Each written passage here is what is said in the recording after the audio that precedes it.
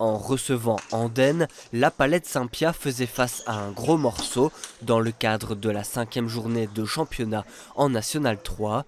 Les Tournaisiens se sont inclinés 7-9 et s'ils n'ont connu la victoire qu'une seule fois cette saison, cela ne veut pas dire qu'ils ne sont pas au niveau. On joue pas mal, mais le problème c'est qu'on a joué pas mal déforcé, on n'a pas encore vraiment joué l'équipe au complet.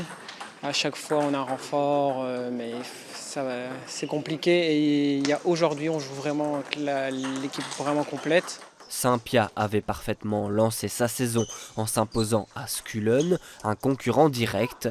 L'équipe s'est ensuite inclinée de justesse contre Merelbeek avant de perdre contre Arscott et Oderghem. Tous les matchs étaient prenables. Je pense que si on avait été au complet, on aurait pu aller chercher même peut-être un 4 sur 4. Je pense que si on aurait joué avec l'équipe comme on a ici aujourd'hui, à mon avis, on aurait pu aller chercher au moins une victoire et peut-être un 8-8, au moins. Après avoir longtemps galéré, les Tournaisiens sont contents d'enfin être parvenus à monter de régional en National 3 et d'y prester des rencontres d'un niveau plus intéressant. Ça fait 5 ans qu'on finit 3e, là on est enfin remonté. Le niveau, ça va, en termes de niveau, c'est surtout le rythme qui est c'est plus rapide et du coup il faut vraiment se battre chaque match, qu'avant c'était un peu moins le cas. La différence de niveau se sent entre les deux divisions.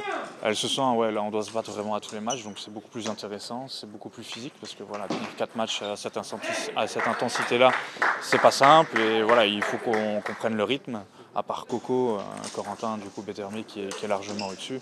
Nous, il nous faut un petit peu de temps, mais voilà, ça va aller. Et en étant promu, Saint-Pia n'a forcément qu'un seul objectif en tête. C'est de se maintenir parce que déjà dans le haut du tableau, il y a des équipes où ça va être vraiment compliqué à gagner. Donc on veut se maintenir déjà et on verra. Ça sera déjà bien. On joue dans une division où voilà, tous les matchs sont accrochés. Notre but c'est de se maintenir pour pouvoir récidiver l'année prochaine, quoi. Les 5 membres du noyau se connaissent sur le bout des doigts puisque cela fait plusieurs années qu'ils évoluent ensemble. Mis à part l'un d'entre eux, tous ont déjà effectué des piges en national et tous ont à cœur de montrer qu'ils ont le niveau pour y rester.